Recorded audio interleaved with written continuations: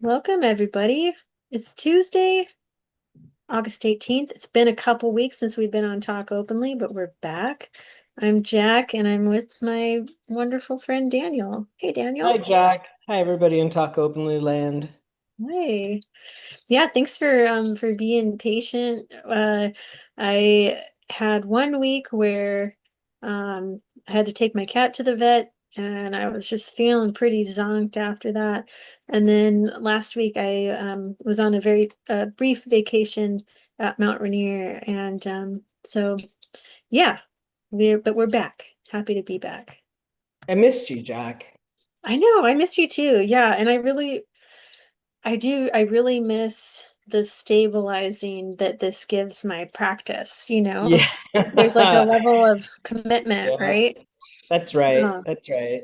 Yeah, yeah, that's exactly it. I miss both you and the stabilizing influence. yeah, It's for good to have sure. something that allows us to touch ground on a regular basis. Yeah, because a lot of times I'm up here Yeah. just spinning Same. out. That's So right. Yeah. well, I'm glad to be back and back with you. And tonight we're going to be wrapping up a little series that we've been doing on kind of a 12-step practice that our teacher put together and is part of the recovery program at Roar Dharma Center. So we'll be talking through some of the final points of that program. And so far, I've really enjoyed our conversations. It's always helpful for me to talk about um, Dharma in the context of recovery and vice versa. So yeah, I've It's appreciated it. also helpful. It's always helpful to cover the foundational topics. Right. Absolutely. And Yeah, that's very much what they are. The Four Noble Truths and the Eightfold Path together make the 12 steps of liberation. And right. so it's always good to go back to it sounds like going back to basics, but I think it's more foundational. Yeah, for sure. Yeah, and it's interesting how, like, in that kind of metaphor of the labyrinth, it's like coming back around to kind of the same topic over and over, but it deepens with time, or depending on, what's going on in my life. I'm like, oh, yeah, that makes sense. Or, Yeah. that's there. I have a little bit Yeah. more of a visceral feeling of that or something, Right, that's right. And that's both in terms of the practice, the path itself, and then also the obstacles seem to be reoccurring, right? They So, sure do. even though like we've talked about the gross levels of addiction, thank goodness, we're not currently grappling with those. But there's still attachment and aversion and all kinds of things that are in the same vein. It's the same kind of obstacles and processes that are happening. They're just at a different level or more subtle level, perhaps. Yeah, yeah.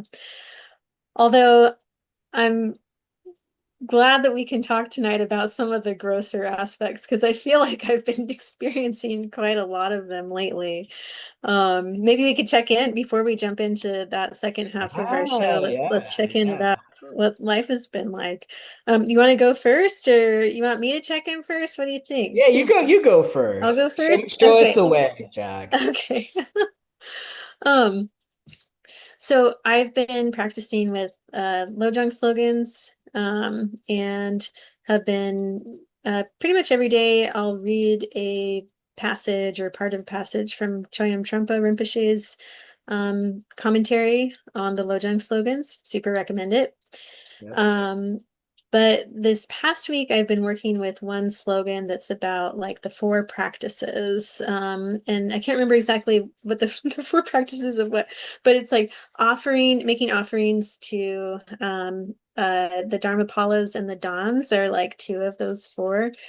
And so the Dons, I'm not sure if I'm pronouncing that right, but those are kind of like the way he describes it is like when the afflictions punch in like really hard, like when just like randomly you're feeling like rage or like extreme lust or like intense jealousy, just really like Yeah.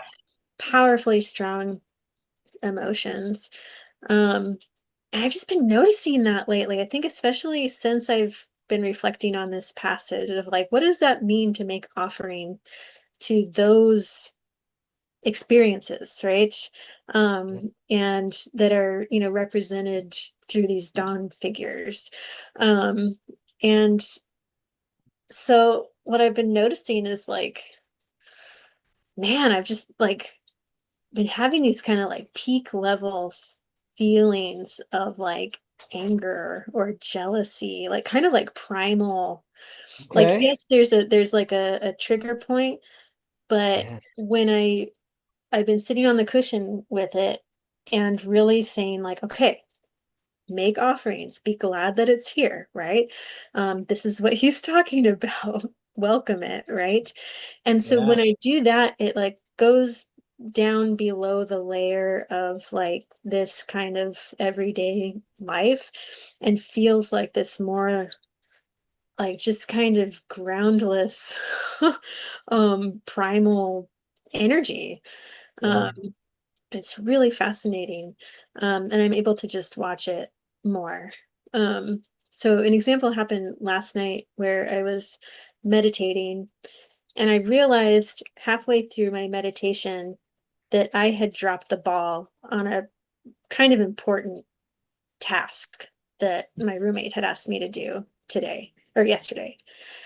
And so immediately I felt like a mix of like rage at myself, but also like fear of like, oh, I fucked up and like, what is she gonna think of me? Or like what are people gonna be pissed off? Like all of this kind of like stuff. Yeah. And so it's like there's nothing you can do about it right now. So you're just gonna sit here and you're gonna feel it and Feel it. Yeah. make offerings to this feeling. How do And you, okay, so here comes the feeling. You're sitting there, you know you can't do anything about it. Here comes the feeling. Perhaps you name it, perhaps you don't name it. Perhaps you just feel it, whatever it is. Mhm. What's the offering like? So the way that I've been kind of conceptualizing it is just offering gratitude, really. Ah, So like, thank you for being here. I'm glad that you're here. I'm grateful that you're here. Um, and also, so I've never done chud practice, and of course, recommend if anyone's thinking of that, have a teacher, right? Be working with a teacher. But I did kind of a little bit of a just imagining what would it be like to offer my body, right? To just kind of like, I don't need it. Here you are. Here you go, right? Just like consume whatever you need to consume, right? So there was a little bit of that kind of offering. Um, but what was really interesting is that so I would kind of go in and out of like the everyday aspect of it, like the trigger, what triggered it, and then the more like just feeling the big, primal feeling. And through doing that, like I had this kind of just like ease around what mhm. happened, where it was like, Yeah. okay, yeah, this is what happens. Like, um, people fuck up and other people get mad at them, and that's okay, you know? Yeah. And Yeah. it really turned off that kind of like that defensive mind that comes in that wants to be like, oh, here's why this happened, like I Yeah. promise, Yeah. like It it just wasn't like, my oh, fault. Oh, it you was know it was because or I'm too distracted, I'm too busy, like I'm so sorry, like right. where it's just like, oh, I don't actually need to do that, like I'm just gonna apologize and acknowledge that like threw a wrench in that person's day, right? Yeah. And there was no need to defend. And then what happened is that allowed for such a better conversation, you know? But anyways, so like it's been interesting to work with that, but also just to see like how intense emotions can get. Um, Oh. and the ways that we can, you know, liberate and be liberated by them, hopefully that's the goal. So yeah, Good, that's a good little bit work, where I'm at. Jack. Good work. Yeah, I hope Thanks. may you make many, many, many more offerings and Yeah, may they be well received. yeah, may we make many more mistakes. and right? learn from them. So that we can experience offering to the dons. How do you spell dongs? DONS, and there's like Oh, the dong. like a is it not umlaut, but like the two The two dots over the dots. O. Yeah, Yeah, yeah. yeah. So Um, the Dharmapalas and the dons. yes, the Dharmapalas are like the like guru yoga deities, at least as far as I understand what he's talking Yeah, about. But yeah, yeah, yeah. so Oh, that's kind of what wow, I've you been got a lot to doing. work with there. I have, yeah, yeah. But otherwise in life, things are moving along. I start my new position, the promotion at my job on Monday, which is Yeah. cool, and we'll see how life continues. Okay, yeah. But more shall be revealed. More shall be revealed. Yeah. How are you doing down there, Well, Sacramento? yeah, yeah, yeah. Well, I would say life in general, like and the conditions that surround my life are in flux. Hmm. A lot of movement, which in the past has had quite a destabilizing effect on me and my sort of, where I'm like, what in the world? What am I? Who am I? What's going on here? There's Yeah. a little bit of that still. That's there as well, but it's not quite as strong. There's more stability than there has been in the past. There's Yeah. all kinds of stuff moving, shifts at work, shifts with the kids going back to school, and then in a I'm experimenting or working in a new romantic relationship. We'll see how that goes. Hmm. Hmm. Uh, and beyond that, I had sort of an interesting experience that's directly related to this show. Uh-huh. So yeah, yeah. So I was I don't know, I don't want to belabor this particular point too much, but it's kind of interesting. So in order to avoid feeling my feelings, I Uh-huh. tend to intellectualize things Yes. and try to create ways of like um, objectifying aspects of life and bringing them in front of me so I can sort of work with them intelligently rather than emotionally. Sure, sure, Um, sure. yeah, yeah. So I was doing just that. One of the questions that I have found daunting in life, it's crazy, I know, but the question, what do you want? Right. And I've answered it in some ways. Oh, I'd like to, I want to be a bodhisattva. I want to be a Buddha. Okay, yeah, yeah. That's a nice, there's a lot of like, I've articulated many things, right? But Hmm. I was trying to figure out, I was like, no, there's a difference between what I say and what I do and like what I think. It's not actually cohesive, Not right? lining up. Uh-huh. It's not lining up. It has not historically and it isn't currently, right? And I'm like, what exactly is going on here? And so I recognize that on the one hand, feeling my feelings. So I'm not avoiding that. Like Yeah. you, I'm actually sitting with it. I'm not making any offerings to them. I'm really just allowing them to come up. Just Hmm. here, like not even trying to like think about it too much. Just like, no, like that's what that is. Like there's a feeling, and I'm not even gonna try to name it, not try to categorize it, not try to think about it, but just feel it, right? And Yeah. let it be. And that's been helpful. And at the same time, continuing with my usual intellectual processes, right? And you don't laugh too much at this, but this Okay. is Okay. it's kind of silly. But so I built an app Uh-huh. to help me, and this was not for public consumption, Okay. um, where I took all sources of information that I had on myself, so to speak, Mm. right? Everything that I could possibly say about who I am and where I'm at and my mental, social sort of aspects. And one of the ways that I did that was I took all the last 60 episodes of this show and Whoa. I extracted from it, what does Daniel say he wants? What does he say are his values? How Uh-huh. does this show up in terms of like what do we know about this guy, right? So sort of objectifying the person that you hear on this show, Yeah. trying to extract and infer values, right? And Hmm. ways, conflict between expressed values and all that. And then I took every other source of information I could possibly get and I put it all into this program that I built to sort of like highlight like what is this push-pull dynamic between what I say I want, what I say my values are, what kind of values can be inferred from my actions, right? And then Hmm. just Hmm. like trying to distill that, right? And that has been sort of intense because it's surfacing all kinds of stuff that is hidden way down in the murky layers, right? Stuff that I Yeah. normally actually don't think about too much. Really?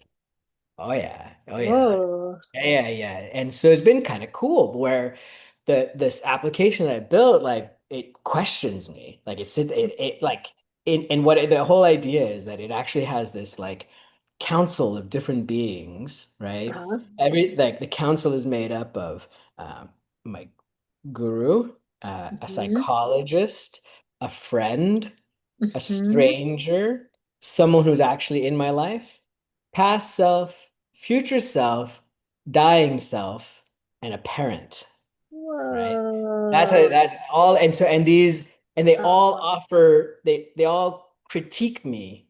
yeah. They all not just critique, but they like look at me and explore me from their own vantage point. So they're asking me questions as if they were my parent, or as if they were my guru, or as if they were my therapist, or as Yeah. if they were my friend or a stranger or whatever, right? And then they all get together And talk about you. and talk about me. And they come back with some like observations about what they think about me, Yeah. right? Yeah. And it has like it's kind of rocked my world where I'm like, oof, Yeah. I should not have done this. Oh my God. Could you give us like maybe like a low level, like a not too Oh uh yeah, I'll give you example? Yeah. oh jeez. There's all kinds of stuff, Jack, but I'll just give you an example. So in the so and what it's doing is it's having me do this within every domain of my life, right?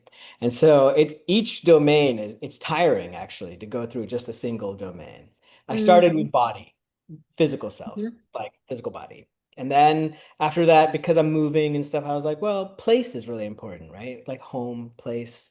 And Mm-hmm. so in the exploration of place, it was really fascinating because it was like, hey, so I recognize that you live like you like Sacramento and you don't think you're going to move away from there, but there's this thing where your mom and your sister live in Woodland, which is like 30 minutes away. Do you think part of the reason you're staying there is because you have some unresolved relationship stuff with them? And I was Mm-hmm. like, huh.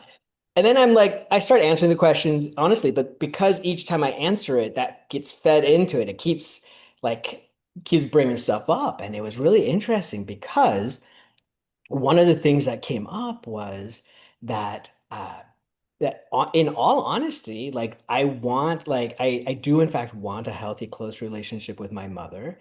It's not that, hasn't ever been that, right? Mm-hmm. And this is the part that I was kind of mind bending to me, which was that I actually am like waiting for her body mind to deteriorate so that I can be more helpful to her Ah. in the hopes that me being a good son who is helpful to her in her time of need would somehow change the relationship so that I could get what I finally wanted out of it, right? Mm. Mm-hmm. Mm-hmm. Whoa! And Mind does blown. that feels pretty accurate Oh yeah. for you? Yeah. That's what I'm Yeah. saying. I'm like, yeah, that was just like that's I've only covered two domains and they're not even like Wow. near and dear. They're not even close. You know what I mean? And it's Really? already and this is just one. It's bubbling all kinds of stuff up where I'm like, it's Yeah. doing what I intended it to do, right? Like I was like, no, man, I'm living in this fog where there's all this stuff, these conflicting sort of, Mm. like part of the push-pull dynamic for me is like it's like has everything to do with my Buddha families, right? Like on the Mm. one hand, I Mhm. have this spacious Buddha dynamic, which is like, very so open. But I also have Mhm. right. right next to it is this Padma dynamic, warmth, closeness, intimacy, right? And Hmm. so that, and I think I've talked about that before, right? Like a recognizing that there's that, but it shows up in all of these different ways where they actually appear to be in conflict, right? They're Yeah. it can be, and that's why I need to surface. I need to bring it up so I can be more intentional and be like, okay, so this is the way, this is the way I'd like to actually be, right? And be conscious of it and more intentional. So like I actually don't want to wait until my mom is sick and Yeah. to then suddenly show up only to be disappointed that it doesn't actually yield the results that I want, right? I want to be a Yeah. little bit more intentional about that. Wow. Yeah, That's fascinating. And isn't it? does it offer you like suggestions of how you can move forward with that, or just kind of like, Oh my gosh, Jack. Yeah. So the whole idea is that first surface the values, right? mhm, The wants. Like first it's values oriented, then it's like, well, okay, great. So from that, this is looks like the kind of things that you want, right? You want this, you want that, da da da da da. Great. Um, what are you willing to do? What are you willing to pay mm, for that? What are you willing to sacrifice? What are you willing to give up? What kind of mhm, money are you willing to give up? What kind of comfort are you willing to give up? What kind of time are you willing to give up? Right. And because that one of the people sort of in this entire group is an accountant whose whose job is to be like, hey man, you said you were willing to pay for that, but you don't have the money. You said you were willing to yeah, devote time to that, but you don't have the time, right? What else right. are you, how are you going to do this, right?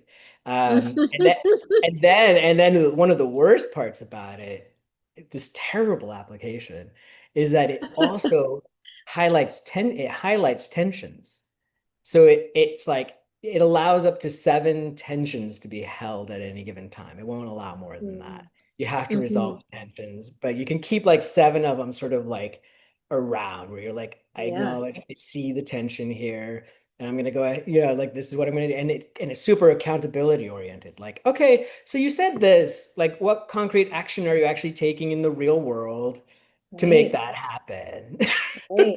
Yeah. Oh, I hate it, Jack. It's And terrible. it's It's terrible. so It's good. awful. It, Yeah, that's yeah, fantastic. yeah. And so while that's happening, so normally I would just do that aspect of this kind of thing. I just intellectualize it all, be like, oh, okay, I figured it out, right? I got some insight. And then I just be like, leave it at that. But now I'm like, beyond just the insight, there's like the accountability aspect of it. And then there's also the like there's a lot of it's stirring up a lot of feelings, and so I Yeah. just like oh, I'm not doing much with it, but just because I'm not really used to sitting with feelings, Yeah. not like much. There's so much kicked up, the water is like super muddy with all kinds of thoughts and feelings, and I'm like, okay, just sit with that. Like, what's that Yeah. like? Oh, Okay. cool. Yeah, I like that. Just getting in the mud, Just getting get into the it, mud. just settle in and be like, oh, that's my mud. Little mud bath. This is Get a it little right mud bath. here, right? Yeah, this is what it tastes like. This is what it feels Yeah. like. And yeah, And and a lot of it is about like one of the things that I'm coming to realize is that there is a lot of like I need to be more, I need to set more boundaries, right? yeah. I need more, Oh yeah. I have to say no more, and Hmm. and Hmm. allow people to be disappointed. Yep, for sure. I Yeah. got, I got, like I Yeah. gotta let that happen. And it And always, for me, it always comes back to one of the eight worldly concerns, oh right? yeah, yeah, Where it's yeah, like, when you were saying how there's that accountant that is like, where do you have the time? yeah, You think you have the time to do this? yeah. And that's something that like comes up with me so often because I'm always thinking like, yeah, I'm going to get into that project. I'm going to Uh-huh. start training at that dojo, like all That's this right. like Yeah, stuff. And I'm like, bro, where is the time? And yeah. so when I really look at it, I'm like, do I really, really want to train at this dojo and like spend another several hours a week on something else in my life? Or is it because like there's something that I want reputationally or praise wise? Mm. that is just really, maybe it's just not necessary. And Right. like, sure, I can, like, I do want to feel like connected to and like competent in my body. Like, that's something that's a value of mine, actually, is to be very, like, kind of mindful of my body. Um, but do I need to spend so much time and money to do that? Probably not. That's right. Probably not. That's right. Yeah. I mean, when you really look at it, do you really have the time and money, right, to do I that? don't. I just No, don't.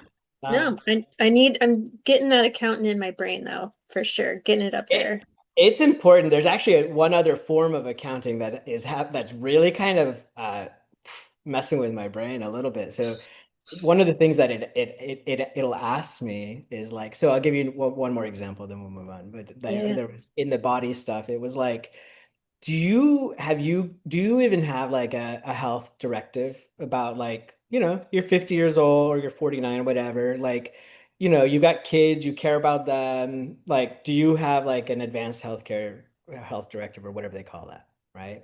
And this is something No. that has come up and like I've thought about it before. I've recognized the importance of it, but I don't have one, right? Mm-hmm. And Mm-hmm. I was like, no, I don't have that. And then it was like, who is going to pay the price for your failure to think about this? Oh, Is it going to be your kids? Is it going to be this new romantic partner? Is it going to be your commute? Who is going to pay the price yeah. when this all goes to hell? Yeah. And I was like, that's rough, man. I was like, That's bro, rough. you need to back up. Like, back off. I don't think I can hang with this line of questioning. That's mean. That's intense and so real. It was so, Um, I yeah. really appreciate that kind of like real, just let's get down to business here. That's right. That's right. That's right. Well, you see, so it was interesting because this all comes up so I'm in the new Buddha Dharma program, the new study program I was wondering, yeah, good. yeah, yeah. And our first lesson with Nagarjuna, was underway. And so I've been thinking a lot about his arguments around emptiness. And it was really interesting because I'm like, I don't it's not emptiness that's the issue for me. Like I don't think that that's my, like I don't struggle too much with that. It's the interdependence and sort of the opposite of emptiness in the sense of I actually really need to concretize things. I actually in order to, like I Mm-hmm. spend so much time in this, Yep. it's all wide open and it's Yeah, all yeah, yeah. flowy and stuff. No, actually you need to bring in some earth element, Yeah. and you need to Materialize. make some real things happen in the real world, right?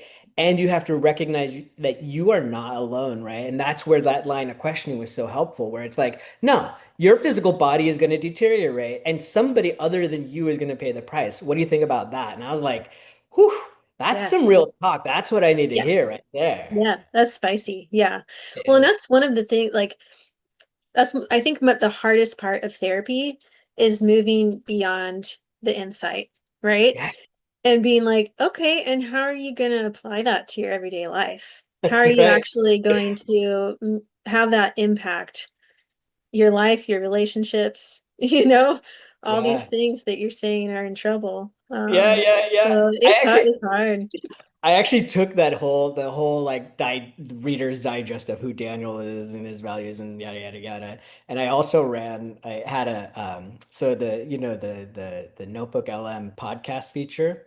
It has Hmm. so in addition to just generating podcasts, it also has a format now that is a debate. Uh-huh. So they'll debate the topic. And I was like, go ahead and debate Daniel. It was brutal. Oh, It was like they were taking these two sides were just like breaking me down and they were like, yeah, like he's a nice guy, but he's a real jerk like this, and he doesn't even uh-huh. see how he's impacting other people like that. And he keeps trading insight for action. Like, and they were, Mm-hmm. and the pod, and this is why I said that the two debaters actually agreed Daniel doesn't need more insight. Yeah. You got plenty, bud. You got I got plenty. plenty of insight. Now I just got to do something with it. Totally. So Yeah. you can see why maybe I'm not having a great time. Yeah. Yeah, no, that is some rough work. That is Yeah. like where it just feels like, like I Ugh. don't know. I feel it like I get it in my chest from like, heavy. Yeah. So nice, Ah, nice work good. getting down there in the muck. Yeah, yeah, it's all good. It's necessary. Anyway, Yeah, that's how I digest my fertilizer. yeah, yep, we got you. Good. Well, hey, one of the ways we can digest the fertilizer, Lojong slogans. Lojong. Yeah, Shall we Lojong it that's up? Lojong. All right, sounds good. Let me share my screen. Here we go. Ooh, I have Let's this get it. terrible crick in my neck. Oh, You know the ones where it's like you can't oh like yeah, drink yeah. unless you hold your neck. Ah, yeah. Okay, let's see. 26. Don't think about the affairs of others. It is inappropriate to ruminate about the shortcomings of sentient beings in general, and particularly of those who have entered the monastic order, especially your fellow practitioners. At the least, you should be joyful toward them, for you are training the mind. Even if you happen to feel that certain associations may be inappropriate, since you are training the mind, contemplating others' shortcomings is inappropriate. If you do happen to lose control and notice another's shortcoming, think, this is my own deluded perception. No such flaw exists in them. All sentient beings are endowed with the nucleus of Buddhahood. Reflect in this manner and judge this perception to be your own flaw. And that was from a commentary on the 7-point mind training by Say Chilbu Choki Gyaltsen, translated by Tupten Jinpa. Hey, another kind of brutal one, huh? It's so hard. It's actually just automatic in some Indeed. ways for Indeed. me to think about the shortcomings of others, which makes me sound like a like kind of an asshole, but um maybe it's not. I'm not always thinking of shortcomings, but just like who are you? And I don't like this that you're Yeah. doing, or I do like this that you're doing, and it's probably it is based on me, like he's saying. So my seeing someone's flaws or good qualities is probably always based on what it's doing for me. That's right. That's right. um I agree. I mm, actually in this case I prefer just the slogan itself to the interpretation about ruminating about the shortcomings. Because mm, like you, it's actually really problematic just to be contemplating the affairs of others, period. mhm, mhm, Right? mhm. Good, bad, indifferent, whatever, right? Like what do we even know? I mean, I can't here I have to build a freaking app to figure myself out, right? Totally. What do Right. I know? What do I know? I don't know myself. I don't know what this thing is. How can I possibly Oh my form God. an opinion or a thought or a story about somebody else? That's such a good point. Yeah. It's ridiculous. It's It is. ridiculous, It's completely ridiculous. Yeah. right? And yet, there is, do we don't just think about what the training is not saying, just think about yourself, Yeah. right? And we are Right. supposed to consider others somehow. So Yeah. it's a type of thinking about others, which I think is largely the storytelling stuff, right? Like if we are thinking about somebody else and we see, that they're in need, or we can be beneficial to them or whatever, that seems appropriate thinking about Hmm. others. Well, and to also, like he's saying here, reflect on, turn the mind back towards that, every sentient being, as he says, is endowed with the nucleus of Buddhahood, which I love that translation, the nucleus. Um, so turning the mind away from the affairs or shortcomings and towards, no, what do I actually know about this person? Oh, they have Buddha nature. Yeah, that's it. Yeah, That's really, there's yeah, they it's have really, Buddha nature because there's not even a person there, right? Like in sort of an ultimate way, right? Like there's no yeah. solid thing that can be known there. There's a dynamic process that you can be familiar with. Sure, Hmm. Hmm. absolutely. like there's no negation of these, the conventional self here, but there's not a thing to be known. That's what a big part of the problem, right? Is that Yeah. it's always moving and always shifting. So as soon as you think you know something, first, it's limited. Second, it may no longer be applicable. Yeah, for sure. I Hmm. think about that all the time, like with people like that I haven't seen in a while, right? I still have like an idea of who they are. People that maybe I had formed negative opinions about in the past, they are still stuck there from my point of view. Hmm.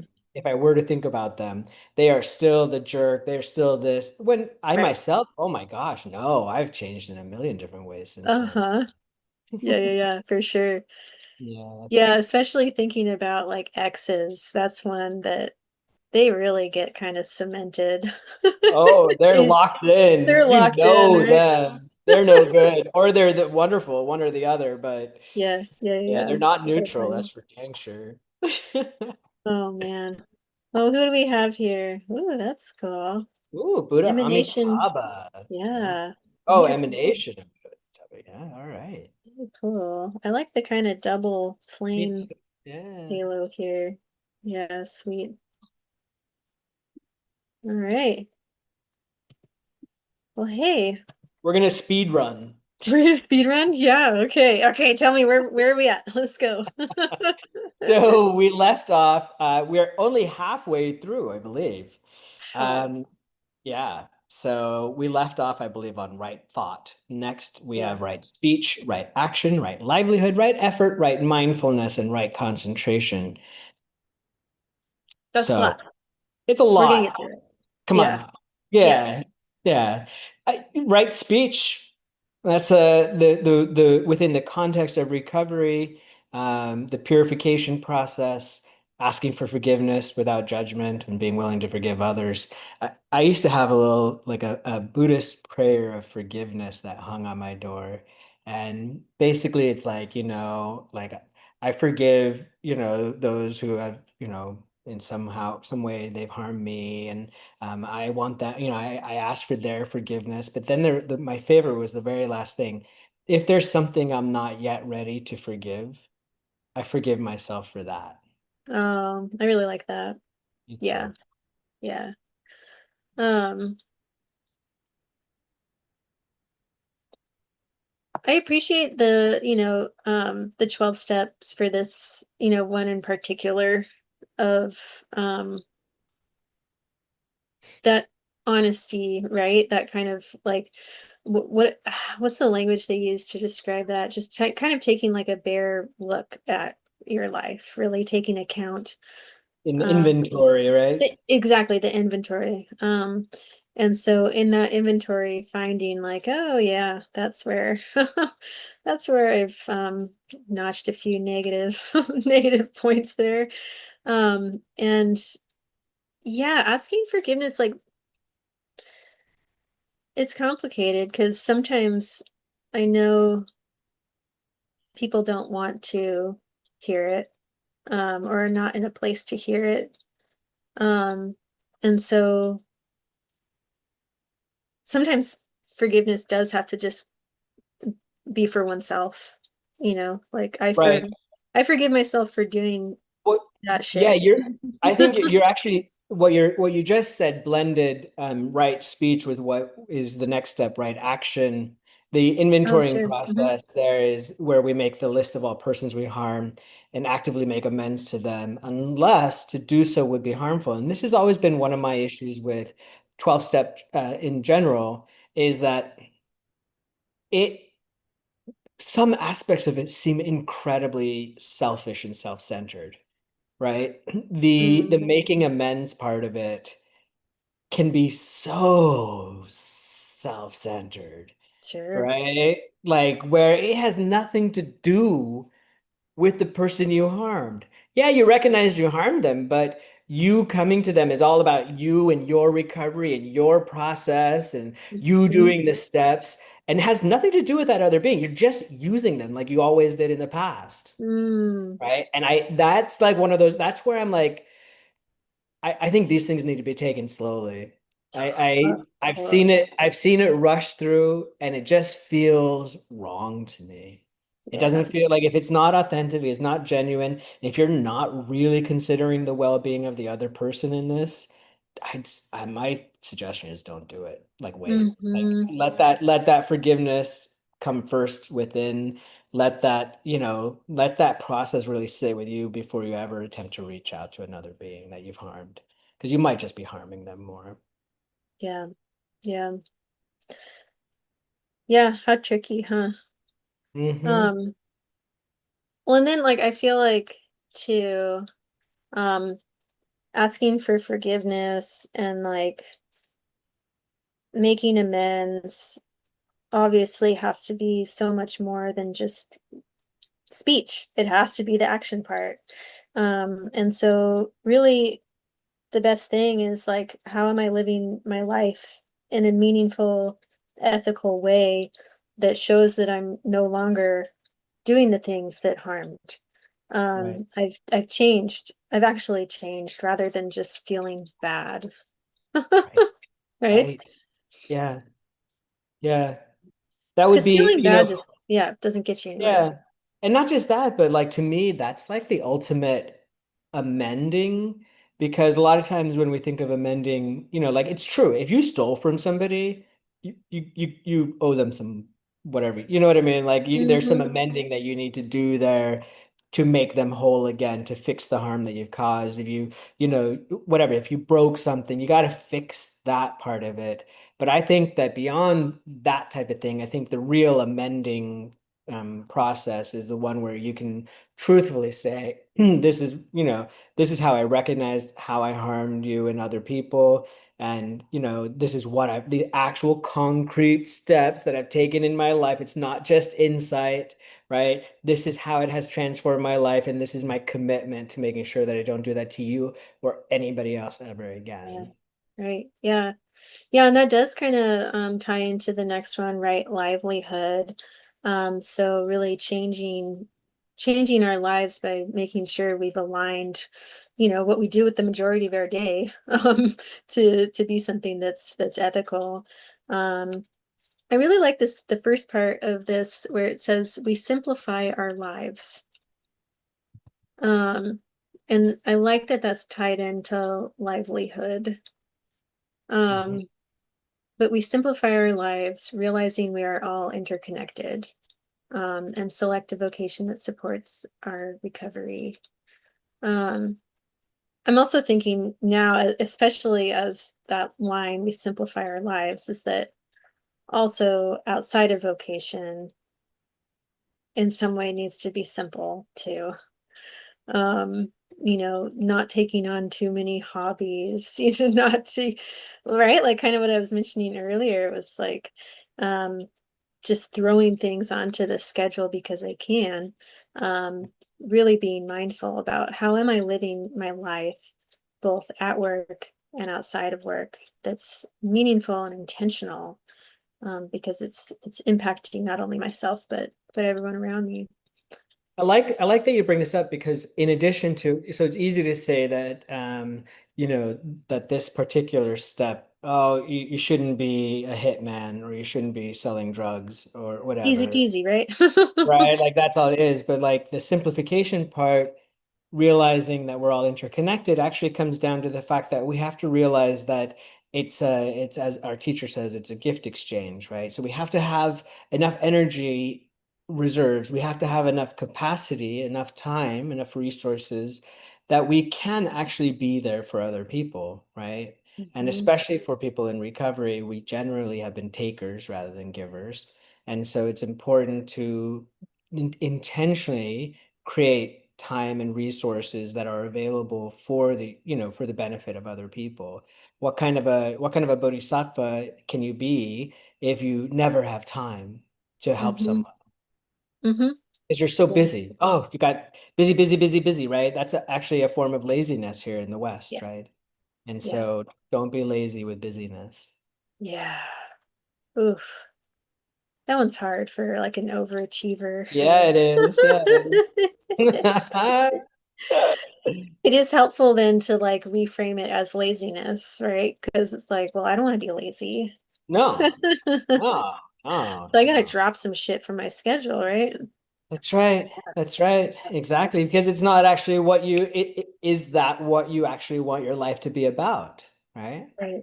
Like that again, like that we all, I'm not unique in that sense. Plenty of us have some disparity between what we say and what we do, right? Like, Mhm. and simplifying our lives would allow us to actually live in harmony with our stated goals. I've been thinking about this, and this is, a little diverging, but Yeah. that feeling almost like, am I a phony? Yeah. Where it's like that kind of divergence. Um, and I'm I know that this is just like kind of part of the path and again part of the labyrinth.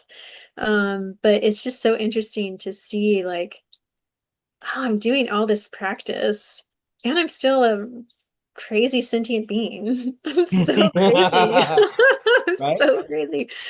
So I think nine is probably pretty important for me. The simplifying. I gotta chill the fuck out sometimes and like stop. Just like stop doing shit. Yeah. Just Um, stop, collaborate, and listen. exactly. And listen. Yeah. Well, and totally leads into right effort, right? So we realize that continuing to follow this path, no matter what, is joyful effort.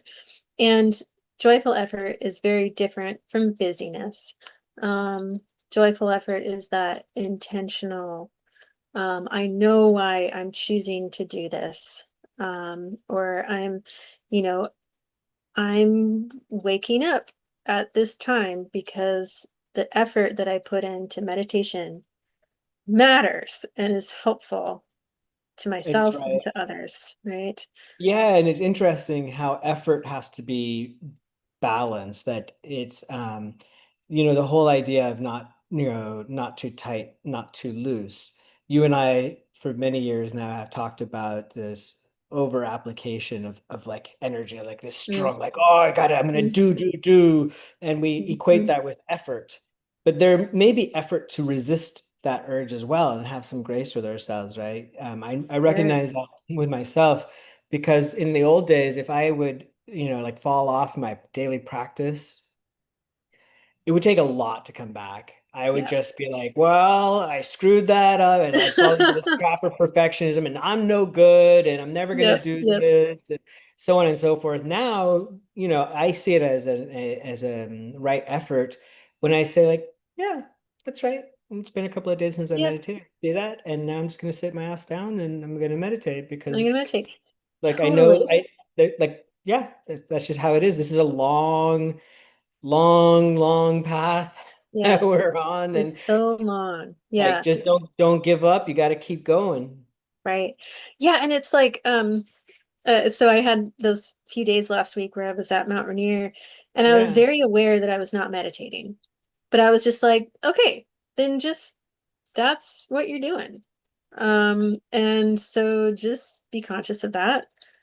Don't be a weirdo and say that you're like effed up or something for not meditating, right? Just like be here at the mountain and then picked up my meditation again, right? So exactly what you're saying I feel like that's a level of maturity that maybe we didn't have a few years ago. So that's It positive. is. It is. And actually, I think it's kind of interesting. One way that I kind of sometimes reflect on this is that the one of the reasons why I want to be a perfect practitioner and make sure that I'm meditating all the day and then chastise myself and beat myself up when I'm not engaged in regular practice or whatever is because I want to be better than I want to be the best, like I there's know.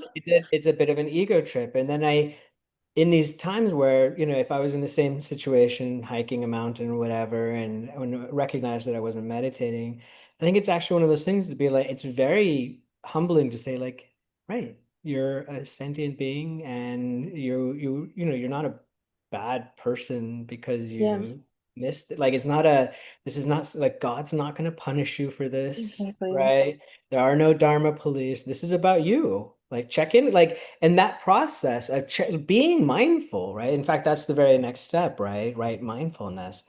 being mindful, being aware, being like, what is going on with me right now? And why am I not doing this? Oh, and how am I really feeling about that? How's this showing up? And then getting back on the cushion. That's right effort. That's right mindfulness, don't you think? Yeah, for sure. And that's something that's so very helpful about precepts too, is that I'm reminded like, hey, bro, like you are living like a values and ethics driven life. So, yes, sometimes you slip up on the meditation or, you're not quite as Right. dedicated or something, but I'm also very much choosing to live by my precepts, right? And so like, and just kind of, yeah, that right livelihood. Like I'm not actively harming anyone or myself right now, you know? That's that's So right. it's like, okay, it's just Look relax at a little bit. I love that you brought that up, Jack, because look at how that allows us to be like, right, hey man, like you're Hey, yeah, chill. You're just a human being. yeah, It's okay. You are just like everyone else. You're like every other human being on this planet, right? Like yeah, you're not able to be perfect, exactly matching up to your ideals. That's just a human experience. That's okay. But look at the good news, right? yeah, Because our the precepts, that's our safe direction. We're still pointed in a safe direction, right? Even yeah, if we just took a little pause for a day or two to climb, like we're like, okay, like I'm just kind of coasting. It's okay. Our yeah, teacher says it. He's told me many times, like, it's okay to just relax and sit for a minute, like to not do. You don't have to always yeah, be striving. You can take a break on the path and just sit down. It's fine. yeah, yeah, right, right. And that is, I love that where it's like kind of looking back and being able to say like, hey, like it's good. Like see what you have done, right? So, Yeah. yeah, because we do like you have to sometimes I love that metaphor of the hike, right? Because you do have to take a break sometimes and be able to assess and see like, well, where am I? What have I done? And that is actually that can be somewhat motivating, inspiring. So yeah. Yeah, yeah. And why was I running? Yeah, why was What it running? Maybe I don't what need what to. where do I think I'm going? Hmm. Where are my friends? Did I lose them? You know? Yeah. Oh Yeah. gosh. Oh, this we can be kind with ourselves, huh? We have to be so gentle and kind with ourselves. And I'm so grateful that you brought the precepts in because that's exactly it. A little reminder, right? Like, hey, actually, that's pretty damn good, It's pretty right? great. Yeah, Even if that was your whole life, was just that and nothing else, that's pretty good. it is. Absolutely. Yeah. So right mindfulness, I love this following the path of kindness, you know. Um, Hmm. being kind so much to ourselves, it sounds like we're talking about. Um, Yeah. just like gentle. And that Yeah. moment by moment checking in. How am I doing on that? Am I being a jerk to myself? You know? Yeah. Yeah, that's right. That's right. More often than not, because of, precepts and my practice, I'm not being a jerk to others. Correct. Not, I would say like 95% of the Yeah. time. Yeah. But I'm very often a jerk to myself. Truly. Maybe the Truly. same level. Maybe not that. It's not that bad. It's not that. Come on. It's not 95%. You're nicer to yourself too. Yeah, yeah, yeah. Yeah. Um, so I like that. Mindful of kindness. That's right. That's right. We more understanding, and I think that like that the mind training that we engage in, meditation, Lojong, all of that, actually, it should develop to the point where I remember someone asked Kongchok Rinpoche, like, how much do you meditate every day? And he said, I've meditated, for so much in my life. There's been so much mind training that I actually don't engage in a lot of seated meditation anymore. I don't do a lot of Hmm. formal meditation. He's like, my life, every moment, every breath is a meditation. And it was really interesting because it wasn't a, because people can say that.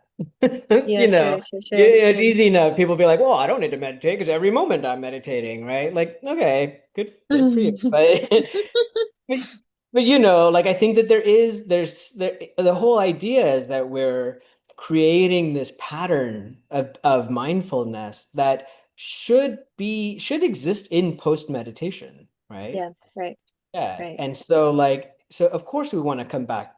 At least for me, I know I need to keep coming back to my cushion because that habit pattern is not nearly as ingrained as it has been in Kongchok Rinpoche or anyone else of that, that level of practice, right? It's not there Yeah, yet, yeah, but it's okay. Like I can not meditate for a day and come back and be like, yeah, that's where I was and that's where I am, and but I need to come back. And yeah, so yeah. So then that leads us right into our last point here, right concentration. So being open to the spirit of awakening as a result of these steps, we will carry this message to all people suffering with addictions. And I think that example from Kongsi Rinpoche, where um, with that so much mindfulness, so much meditation and mind training, that he's just kind of constant bodhisattva action, right? That his whole life, every kind of waking minute is devoted to carrying that message through his actions to people, right?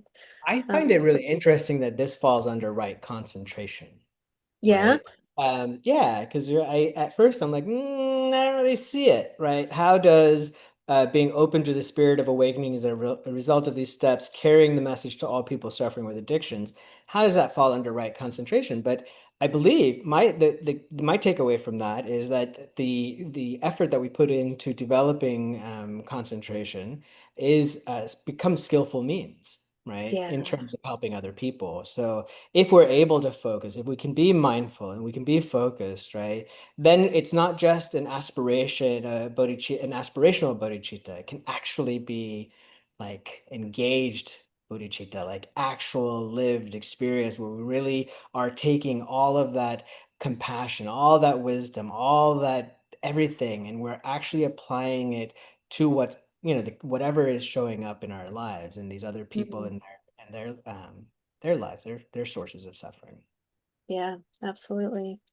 Yeah, heck yeah. Well, we've got a whole path. That's We can it. follow it. That's it. Just 12 steps. We can do Just that. 12 steps. Yeah.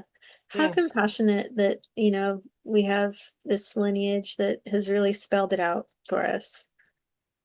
That Thank we you, don't Lama need to go Lama search. Jimpa, for putting this together. It's Yes. Thank you, like Mama. what a clever move, I think. What a smart design to combine, I think, the Four Noble Truths and the Eightfold Path into 12 steps of liberation. It was a stroke of genius. Yeah, absolutely.